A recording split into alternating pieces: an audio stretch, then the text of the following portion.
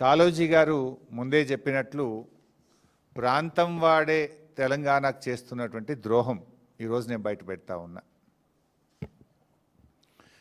దేశ రాజధాని ఢిల్లీ కేంద్రంగా తెలంగాణకు జరగబోతున్నటువంటి ద్రోహాన్ని పసిగట్టి బయటపెట్టి దాన్ని నివారించేటువంటి ప్రయత్నం చేస్తూ ఉన్నాం.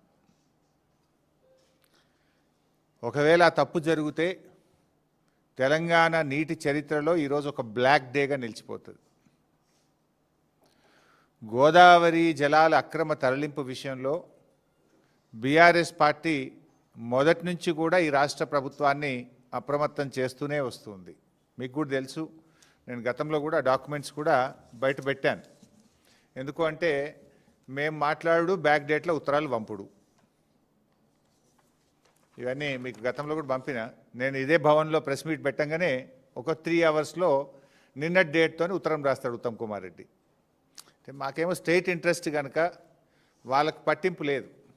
మేము పదే పదే ఆ విషయాలు బయటపెడుతూ రాష్ట్ర ప్రభుత్వాన్ని మేము అప్రమత్తం చేస్తుంటే ఇంకేదో ఫేస్ సేవింగ్ కోసం బ్యాక్ డేట్లు వేసి నా ప్రెస్ మీట్ అయినాక 5 గంటలకు 3 గంటలకో 4 గంటల తర్వాత ఇన్ని ప్రెస్ నోట్లు లెటర్లు కేంద్ర ప్రభుత్వానికి ఈ రాష్ట్రం రాసింది. డాక్యుమెంట్స్ కూడా అన్నీ నేను రిలీజ్ చేస్తున్నా.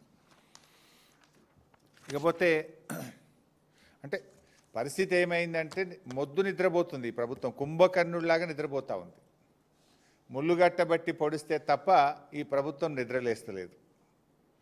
అది గోదావరి బనకచెర్ల ప్రాజెక్ట్ అయినా, గోదావరి నల్లమల్ల సాగర్ ప్రాజెక్ట్ అయినా జరిగేది మాత్రం గోదావరి జలాల దోపిడీ, జరిగేది మాత్రం తెలంగాణకు నష్టం.